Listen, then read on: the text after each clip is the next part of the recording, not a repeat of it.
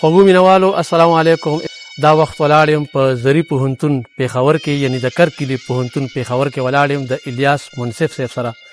ښاغلی الیاس منصف ځوان زلمی شاعر دی، په زری پوهنتون کې ملازمت دی او ښه شعر لیکي. د دوی تعلق د پلوسی سره دی.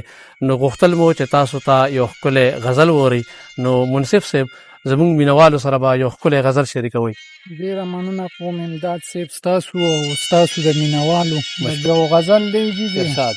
وایي لکه نینا د ګرمو شګو په مجمر کې سوځي. واه لکه نینا د ګرمو شګو په مجمر کې سوځي. لکه نینا د ګرمو شګو په مجمر کې سوځي او داسې مازغه مې د تودې کاسې په سر کې سوځي. واه واه واه ډېر ښه. لکه نینا د ګرمو شګو په مجمر کې سوځي، داسې مازغه مې د تودې کاسې په سر کې سوځي او راته یې ویلي ژوندون سوي خوشحالي څنګه وي. راته یې ویلي ژوندون سوي خوشحالي څنګه وي. راته یې ویلي ژوندون سوي خوشحالي څنګه وي، دغه بېوسه تور مزدور د کویلې غر کې سوځي. ډېره مننه. راته یې ویلي ژوندون سوي خوشحالي څنګه وي، دغه بېوسه تور مزدور د کویلې غر کې سوځي او د هر مین په تراړو شونډو باندې ودردېږم.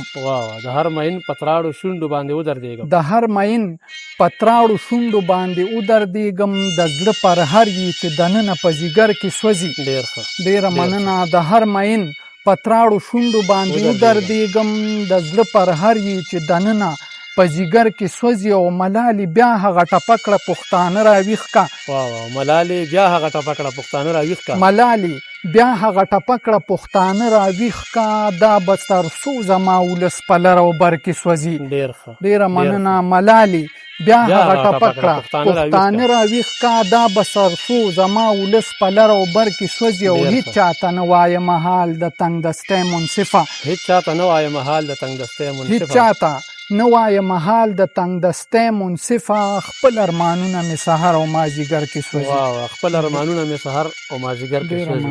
یو بل غزل دی امداد خلیل صاحب چې وایي لکه موسی غوندې په منډه چې انګار ته رسي. لکه موسی غوندې په منډه چې انګار ته رسي. لکه موسی غوندې په منډه چې انګار ته رسي، چې د دښمن کور ته ورځي هغه خامار ته رسي. ډېر ښه. او دلته مزې کوه دوه مخې څلور مخې اوسه. دلته مزې کوه دوه مخې څلور مخې اوسه. دلته مزې کوه دوه مخې څلور مخې اوسه، او څوک چې د حق مرسته کوي نو هغه دار ته رسي. څوک چې د حق مرسته کوي نو هغه دار ته رسي. ډېره مننه. او چې نیکمله وي په کور رحمتونه راځي، د بدعمله زوی نقصان به مور او پلار ته رسي. ډېر ښه دی. چې نیکمله وی په کور رحمتونه راځي، د بدعمله زوی نقصان به مور او پلار ته رسي. او وی د خپل مهنت صله به وویني که هڅه وکړي. د خپل مهنت صله به وویني که هڅه وکړي. د خپل مهنت صله به وویني که هڅه وکړي، سړی تودو سړو نه پس د زلفو تار ته رسي. ډېر ښه دی. ډېره مننه. ډېره مننه. د خپل مهنت صله به وویني که هڅه وکړي، سړی تودو سړو نه پس د زلفو تار ته رسي. او ستا بېرخۍ پرې باندې داسې لوبې کړي اشنا.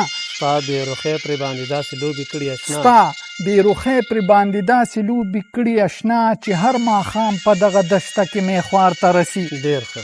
ډېره مننه. ستا بېرخۍ پرې باندې داسې لوبې کړي اشنا، چې هر ماښام په دغه دشته کې مې خوار ته رسي. او اخر به اوښکې د منصف په مخ کې لارې وکړي. اخر به اوښکې د منصف په مخ کې لارې وکړي، د اساس کې احساس کې چې راټول شي نو ابشار ته رسي. ډېر ښه. د اساس کې احساس کې چې راټول شي نو ابشار ته رسي.